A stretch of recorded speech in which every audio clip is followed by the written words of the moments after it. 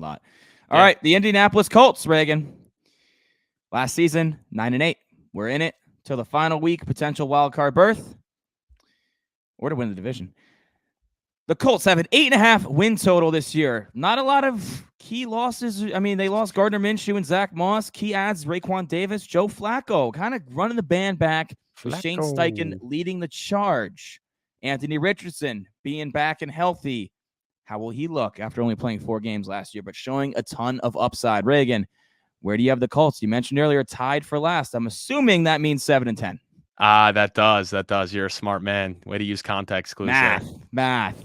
Context. And listening, reading and math. My man is good like that. Well-rounded package. But yeah, I'm not high on the Colts this year, man. Like I feel like a lot of it was just the perfect storm for them last year. I mean, they had some big upset wins. One that comes to mind, I believe, did they not beat the Ravens? Was that not one of the? Yeah, they did. Early on, they beat the Ravens. That was one of their big upset wins where it's like, whoa, is this team legit?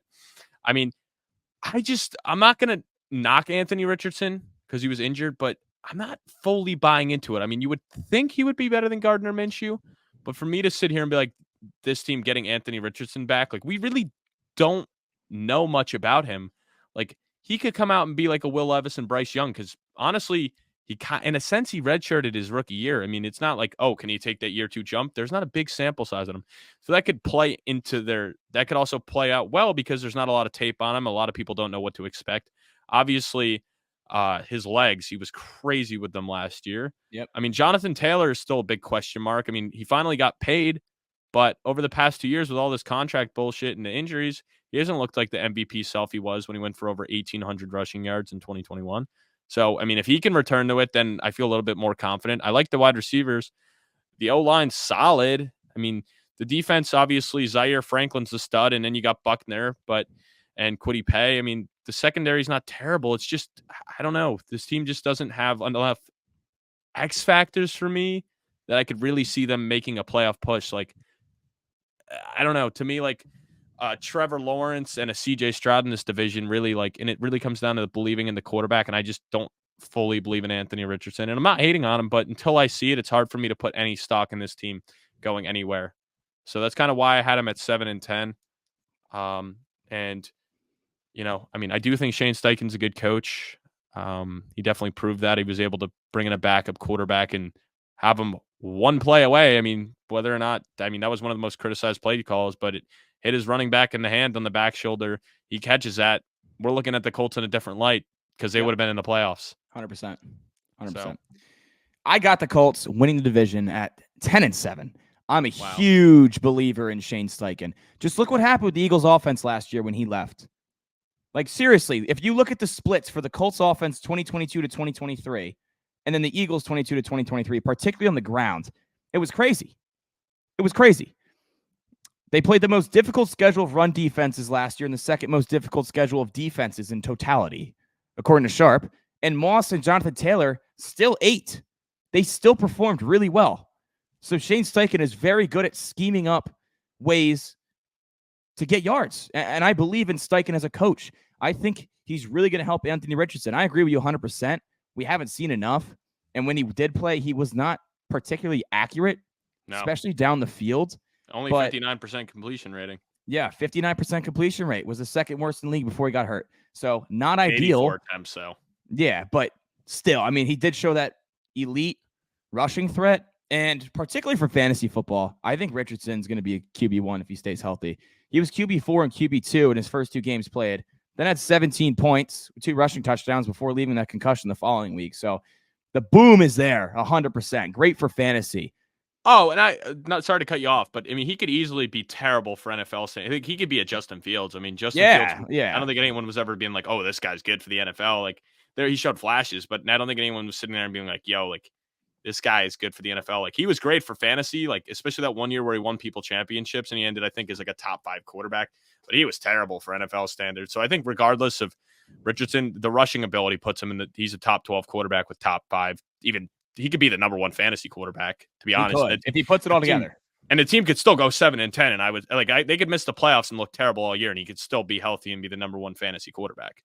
As crazy as that is, his rushing ability. Yeah, no, 100%. I agree. The Colts are projected to face The 7th easiest schedule this year. I think that helps a lot. The fact that they won 9 games last year with Gardner Minshew running the squad just really has me optimistic on Shane Steichen as a coach and what this offense can be if Richardson can put it together. I like the offensive line a lot. Braden Smith and Bernard Raymond, both great at tackle last year. Smith had a career year. Will Fries, Cranford Cougar, put pancaked me my sophomore year high school. I was going to say, bro, he pancaked the shit out of you. Yeah, nah, I ran a nice little B-gap blitz, and he just put 2 hands on me. I was down. I was a 170-pound kid, and Will Fries was going to Penn State, so I'm really not that upset about it. I think it's kind of cool that he put me on I want to say, yeah. I mean, I don't think it would matter. I think same thing would happen now. I don't know if the weight has to matter. Like you're still a what? No, but 210-pound kid now. You're still getting pancaked. I don't think your size. No. Well, obviously, I'm still getting pancaked. I'm just putting the mental picture in the audience's brain. Little skinny me, 170 pounds, 16 years old, getting fucking destroyed by a Division I offensive lineman. But that's neither here nor there. JT was productive. He's got to stay healthy, though. I agree with you. He's got to stay healthy. I really want to see him be healthy for a full year again, like he was in 2021, because I think he can eat in this offense. Defensively, I don't love the defense. They played a lot of backups last year and rookies, right? So, like, when you look at it, who they actually played against, a lot of backups and rookies. So I think the secondary is kind of cheeks. I like Buckner a lot. He's still a stud. He had 8 sacks, 5th in ESPN's pass rush win rate last year from the interior. 18 run stuff, 2nd best amongst defensive linemen. So across the board, really big presence in the middle there. Grover Stewart, beast against the run. So this is a team that's going to play well against the run. And you mentioned Zaire Franklin, EJ Speed, both behind him. Those guys were eating. I mean, they got rid of Shaq Leonard for a reason. These 2 guys are studs in the run game. Speed is one of the best in the league at covering the pass from the linebacker position as well. Kwity Paye, 8.5 sacks. Dio Otavigo, 8 sacks. Samson Abukum led the team with 9.5 sacks. So you have a lot of guys that are contributing there. I like the front certainly a lot more than the secondary. Kenny Moore is pretty good in the slot. Juju Brents, they took in the 2nd round last year, was cheeks. So, I mean, I think Latu, adding him in the 1st round, he led Power 5 rushers with a 23.7% pressure rate. I mean, they took him in the 1st round. A lot of rumors they want to move up Brock Bowers, but Latu should be a good piece in that front. Clearly, it's a team that is going to stop the run. Defensively, it's going to have to be on the secondary if they can hold up, because it could be Swiss cheese. I don't know. The draft class I do like, though. I like Latu. I like A.D. Mitchell. We touched on them earlier, so we don't have to go through that too much. But yeah, I'm optimistic for this team, given what they showed last year under Steichen. If Richardson can be healthy and put it together, because he has all the physical tools, this team could be dangerous. Yeah, it's just their first half of the year really scares me. It is a very difficult and schedule. And that was kind of my biggest thing is I think they're going to start the year out slow, and then do I have faith in Anthony Richardson that he has the confidence and can step up when they start out at 2-5, 2-6, and their schedule gets easier? But he's a young guy, hasn't played a lot of football. Is he all of a sudden just gonna go on a big winning streak and put him in playoff position? I don't think so. Because I mean, let me just put it in perspective. I mean, they play the Texans, Packers, Bears, Steelers, Jaguars, Titans, Dolphins, Texans, Vikings, Bills, Jets, Lions. So yeah, there's not a lot of games for certain. I mean, it ends not too bad, because then they end the last 5 with the Patriots, Broncos, Titans, Giants, Jaguars, where they realistically could go 5-0 in those games. But at that point, what does this team look like? I mean, if they're like 4-7, do we expect 4-7 or maybe even 5-6? Do we expect Anthony Richardson to go win all those games and put him in the playoffs? I don't. I think you have a lot of faith in him that he's going to win a lot of these tough games. I mean, it helps that a lot of their big tough games are at home. Like they get the Dolphins, the Bills, Bears, Steelers, obviously one of their Texans games at home. So a lot of their tough games are at home. So that does help. But still, I think it's asking a lot of Anthony Richardson to win a lot of these tough matchups. Yeah, I'm just a believer. In Anthony Richardson and what he could show. I can't even call you biased. You don't have your Gator hat on. Can't even call you biased. No, you cannot call me unbiased. I do think that under Shane Steichen he will flourish, though. I do. I really do. All right, Reagan, you're MVP for the Colts. Hey, Jock, you can come in after. He can give his lock. No, I'll do it after. He could have did it after. He just wanted to interrupt and get his dumb fucking bald head in here. Oh, what is that? Oh, what did you win? How much money do we win? 400. Hey! Yeah, Dave just doesn't want to listen to us talk ball and, maybe enhance his dumb little pigeon brain when it comes to football. He'd rather be on the slot machine, but it's fine. Let's go. You can Let's wait for go. us to be done, Dave. Is that going to the Valerie Fund, Dave? All of it? What the hell, you selfish prick. Yeah. Oh yeah. And speaking of that, I mean, thank you guys to all who donated. I think our link ended today, correct?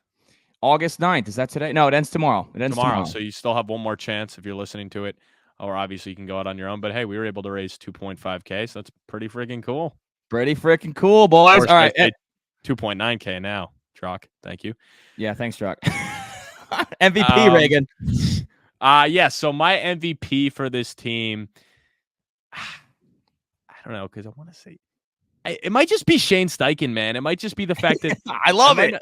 It might just be Shane Steichen, and like, hey, maybe this guy really is the real deal of a coach, and he's just gonna scheme his guys in the best situation, because it's definitely something to be said that you're missing Jonathan Taylor and Anthony Richardson, and you put Gardner Minshew in, and you put Zach Moss in, and it looks like they're just as good as the guy that was in front of them before. So he might just be like that Kyle Shanahan type where he can just scheme in whoever, and the team's gonna be good. So that's my MVP for this team. I think it goes as far as just coaching. I love it, Reagan. I love it. I'm going Jonathan Taylor. If Jonathan Taylor can stay healthy for the full season, I think he can lead the league in rushing. And I like this offensive line. I like a good pick Shane as well. Steichen. I touched on it earlier. The scheming with Shane Steichen feeding right off you, man. Jonathan Taylor also with the threat of, instead of Gardner Minshew back there, the threat of having Anthony Richardson being able to pull the ball and run some bootlegs and the play action off of that. I like Jonathan Taylor to eclipse 1,500 yards this year, barring injury. Hey, man, I got him in Dynasty. I got him in a couple leagues, so I wouldn't complain with that. X Factor. I got Richardson, man. I mean, come on. Yeah. Can he stay healthy? Can he live up to the potential, the physical tools? It's got to be Richardson. Yeah, no, it's definitely Richardson. It's just such a small sample size, so there's so many variables here. But I think if he's terrible or worse than Minshew, I mean, how does this team even make the playoffs then? Because they were close with Minshew, so he's the biggest X factor. I don't think you could say anyone else. Absolutely. Rookie of the year, Reagan. Yeah, I'm going to go with Latu Latu. It's just a team that obviously last year, I believe you said Buckner was their highest sack guy, and that was only 8.5. So No. They had a couple guys with 8. Their highest guy was Samson Ibukam, 9.5. 9.5. Okay, sorry about that. Yeah, but still, I mean, I think Latu Latu is going to be a guy that can plug right in. I mean, they didn't have a double-digit sack guy. Obviously, they had a lot of contributors, but nobody was that double-digit guy. So I think he can come in right away and potentially be that double-digit guy. So he's definitely a guy where, if you're betting, he's probably not worth it because of the odds. Like, they're giving him a lot of respect. It's really between him and, why am I blanking on the name from the kid that got drafted to Minnesota from Alabama? Dallas Turner, yes. It's really between those two are the heavy favorites, and that's because they're edge rushers. But I really do think he has the potential to be a 10-sack guy in year one. I'm going to go AD Mitchell. I don't hate the Latu pick. I had Latu initially, but I switched it up because I'm like, you know what? They have a lot of guys that contribute. I think it's going to be more of a rotation where he's not an every down kind of guy. He's not getting north of 80%, 90% of snaps. So I'm going to go AD Mitchell. I think he can really blossom with Richardson, particularly down the field, and have a lot of big plays for this offense. I like that Pittman's across from him. He's not their number one guy, which is good as a rookie. I think Mitchell can really, really be good and get to that 800-yard mark with Anthony Richardson this year. Depoy, DeForest Buckner. Dude's a beast. Does it all. Run, pass. He's the heart of this defense. Do you disagree? I don't disagree. I just think you could make a case for Zaire Franklin. I mean, the dude had 179 tackles last year, so I don't know if you could necessarily say Buckner's the heart of the defense. Buckner's setting him up. He's setting him up. He's half the heart of the defense. It's hard to call a guy when he has a teammate who had almost 200 tackles last year the heart of the team, because that was in 16 games. So I would say Zaire Franklin just because the dude's all over the field. He's a tackling machine. It is interesting that it used to be Shaq Leonard or whatever the hell his name is now. I don't know. He's out of the league. Didn't work out in Philly, whatever. But Zaire Franklin, he's that guy. He's a huge tackle machine. I mean, I think you can make a case for either him or Buckner. They're the clear-cut 1A, 1B of this defense. So I'm going with Franklin just because he is a machine when it comes to tackling. Okay. Drock, get your ass in here. What's the Drock's locks for the Indianapolis Colts? Latu to record 12-plus sacks, plus 650. That is 12 sacks? yeah. Wow. Plus 650. Plus 650. 12 sacks as a rookie is legit. Like, that's difficult to do as a rookie. I don't hate that either because if you're gonna bet on him rookie of the year, I think he's like plus 600 to win rookie of the year. So at that point, like if you're gonna win rookie of the year, you're probably gonna get 12 sacks, and then that just eliminates all the other like bullshit that hey maybe freaking Dallas Turner went out and got 15, or one of the corners had like 7 or 8 picks, and it's like shit, like this dude went off and had 12 sacks, but you eliminate all of that. So Dave, I don't hate that aspect. It sounds like you think this guy could win rookie of the year if you're betting on that. I'm just saying, Drac did say it. He did say it. Whatever the hell that was. All right, let's move on.